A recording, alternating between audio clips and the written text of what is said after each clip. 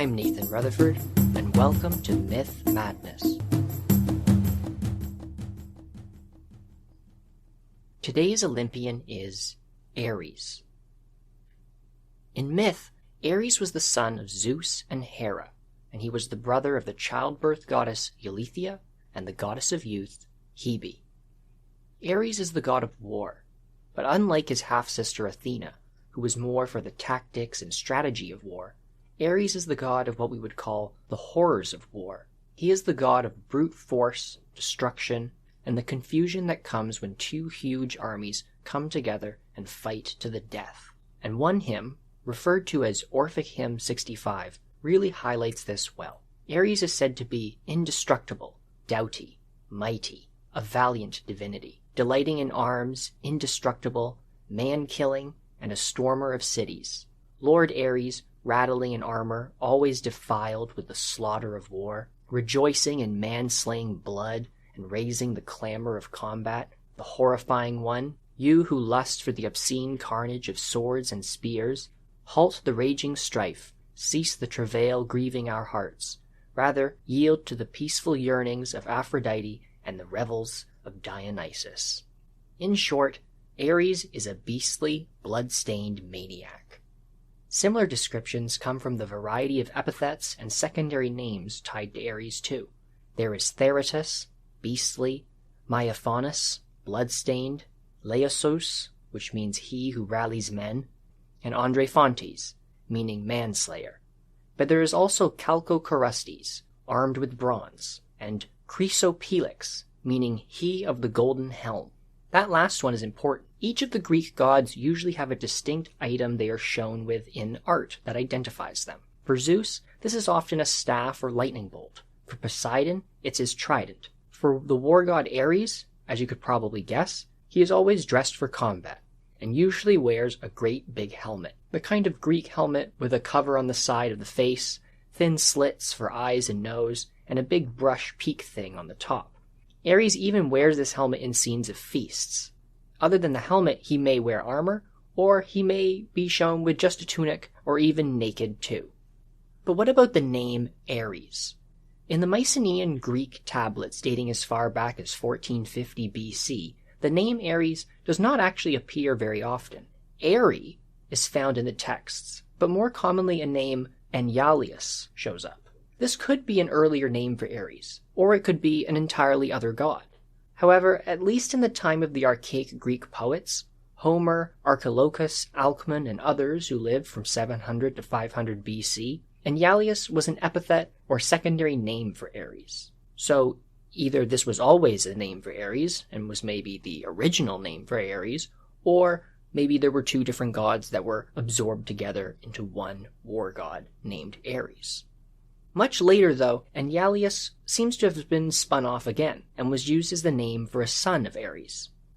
Going back to the myths, it seems that Zeus was not impressed by his bad boy son. In the Iliad, Zeus says that of all the gods, he hates Ares the most, because he was always fighting.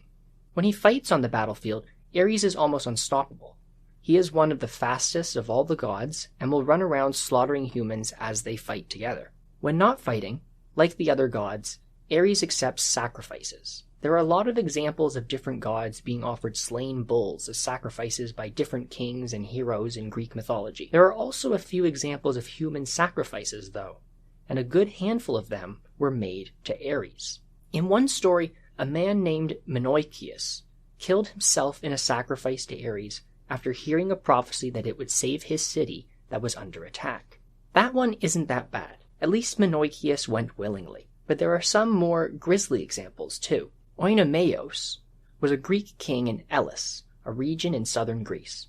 According to Apollodorus, he challenged all the potential suitors that came to marry his daughter to a chariot race. They had to get to a certain point before he caught up to them, and if he did catch them, the king killed them and cut off their heads in a sacrifice to Ares. The war god was apparently in on this too, since the very chariot and weapons that Oinomaeos used had been gifted to him by Ares in the first place. There are a few examples of human sacrifice that pop up occasionally in the Greek myths, and that does beg the question, did the ancient Greeks perform human sacrifices? At least occasionally? There are skeletal remains in one site, Mount Lycaon, that indicate sacrifice was at some time performed. For this particular site, this would have been around 1100 BC, so near the end of the time of Mycenaean Greece. But there is very little evidence of human sacrifice, and this suggests that it was only sparingly done, and the question of if the ancient Greeks performed human sacrifice at all is controversial. In the myths, human sacrifice seems to always have a negative cast to it. When it's done, it's usually done by psychopath characters like Oinomeos, or by a desperate few others who will then face consequences for their actions later. At least in the historical periods of ancient Greece, human sacrifice seems to have been seen as an abomination. So Ares did not only accept human sacrifices. In the real world, his worshippers slaughtered bulls and the other usual cultic animals. The Greeks only had a few large temples dedicated to Ares, but he had plenty of other small shrines and other sacred sites scattered across the Greek landscape. Even for other gods, not all of the worship took place in the main temples. Warriors offered prayers to Ares before battles, and even warriors in the Homeric poems were often referred to as the sons of Ares, even though they weren't actually said to be his children. In a number of the myths I explored in the episode so far, we have plenty of examples of gods behaving badly. But what does one do when a god behaves badly? Go to Zeus and ask him to use the old lightning to set him straight? Do nothing and hope for the best? Well, in later Athenian tradition, there's a myth that gives a different, and probably surprising option. Take them to court. In this myth, recorded by Apollodorus and Pausanias in the Roman period, Ares is the father of a girl named Alcippe. This girl found herself at a freshwater spring near Athens one day, where she was attacked and raped by Halirrhothius, who was the son of Poseidon and a nymph. Afterwards, Ares captured Halirrhothius and killed him in revenge for raping his daughter. Poseidon, though, was unimpressed. As I mentioned in the Poseidon episode, Poseidon's a guilty rapist himself, and likely didn't really consider the crimes of his son being that bad. And he decided to take Ares to be tried by the 12 Olympians. Ares, though, was acquitted, probably because the Olympians considered his killing of Halirrhothius to be a just act. This myth was actually part of Athenian propaganda, providing an origin story for the Athenians' use of a rock outcrop outside their city called the Areopagos as a meeting place for judges to decide cases. So far, I've described Ares as an armor-wearing, indestructible god of violence. A god of might makes right. In the Athenian myth of the trial, it worked out well for Ares, but in a lot of stories, things really don't go well for Ares. In fact, he almost seems like a clumsy god. In one myth, two brothers, Otis and Ephialtes, in fact 2 giants, decided to fight the gods. Ares was sent to be the gods' champion and confront them, but they were able to overpower Ares, tie him in chains, and put him in a big brass cauldron or jar. Unable to escape, he lay there for 13 months, until Euryboea, the stepmother of Otis and Ephialtes, found out and told the god Hermes. The trickster god then found a way to sneak up to the cauldron when the giants weren't looking and break Ares out of it. In another example, Ares is also beaten by a mortal man during the Trojan War, with a little help from Athena, of course. In the middle of a fight between the opposing armies, Ares, who preferred the Trojans, appeared in physical form on the battlefield, and stalked through the Greek armies, killing as he went. Eventually, he spied a Greek man named Diomedes, and rushes towards him with his spear. The goddess Athena, though, who favors Diomedes, intervened. Invisible to Ares, Athena was able to push Ares' spear aside so that he missed Diomedes. Diomedes was then free to counterattack, and with Athena's added strength, he stabbed Ares in the belly, taking him temporarily out of the war. In this case, Athena's cleverness beats out Ares' brute force. And then there's his affair with Aphrodite, which I talked about more in the Hephaestus episode. But as a reminder, Aphrodite was reluctantly married to Hephaestus, but instead her real lover is Ares, and they have an affair, taking advantage of the days when Hephaestus leaves his palace on Olympus to go to his workshop. Eventually, though, Hephaestus is told about the affair and he lays a trap for Ares and Aphrodite. The two lovers ended up trapped in a carefully made indestructible net or series of chains, and they become trapped. Hephaestus is only convinced to release Ares after Poseidon interferes and convinces him to let Ares free. From his longtime affair with Aphrodite, though, Ares had several children. There was Phobos and Deimos, Eros, Anteros, and Harmonia. Eros and Anteros were both love and sex gods, They were both in the entourage of spirits that attended Aphrodite.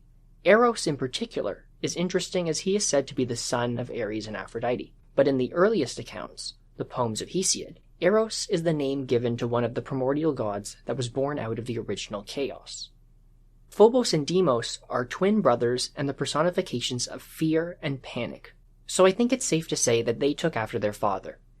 As gods, they are little more than helpers of Ares. In the Iliad, they harness his horses and go into battle with their father. But this was no minor task either. Once he was ready to go into battle, Ares, insatiable in battle, blazing like the light of burning fire in his armor, and standing in his chariot, and his running horses trampled and dented the ground with their hooves, and the dust swirled up around them, beaten up between the compacted chariot and the feet of the horses, and the well-put-together chariots, and their rails clattered to the gallop of the straining horses. All in all, he's quite a formidable opponent when on the battlefield.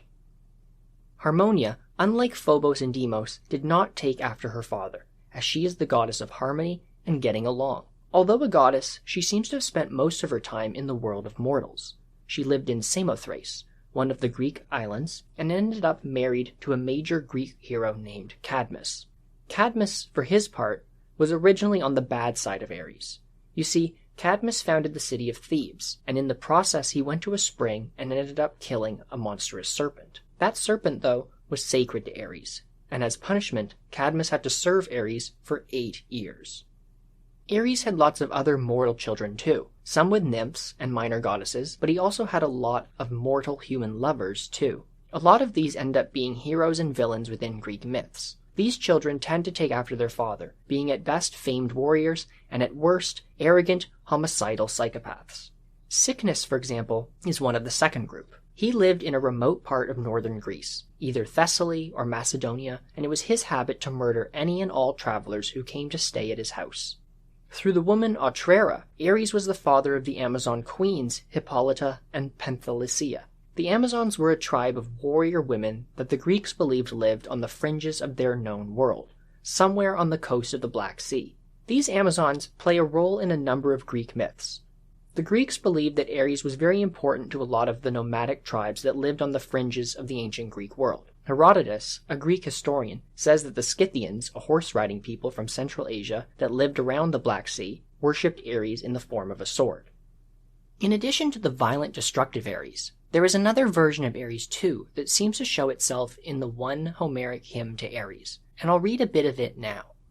Ares, exceeding in strength, chariot rider, golden-helmed, hardy in heart, shield-bearer, savior of cities, harnessed in bronze, strong of arm, unwearying, mighty with the spear, O defender of Olympus, father of warlike Nike, ally of Themis, stern governor of the rebellious, leader of the righteous men, sceptered king of manliness, who whirl your fiery sphere, the planet Mars, among the planets in their sevenfold courses, through the aether wherein your blazing steeds even bear you above the third firmament of heaven. Hear me, helper of men, giver of dauntless youth. Shed a kindly ray from above upon my life, and the strength of war, that I may be able to drive away bitter cowardice from my head, and crush down the deceitful impulses of my soul. Restrain also the keen fury of my heart, which provokes me to tread the ways of blood-curdling strife. Rather, O Blessed One, give me boldness to abide within the harmless laws of peace, avoiding strife and hatred and the violent fiends of death. Hearing this, does this hymn seem strange to you? The language doesn't really match the Ares we've already heard about, the destructive, bloodthirsty Ares. This Ares is a savior of cities. He defends Olympus. He's an ally of Themis, the goddess of the natural order of things. It makes Ares almost seem like a king. If I changed some of the words around, I could probably pass this off as a hymn to Zeus, and no one would think anything of it.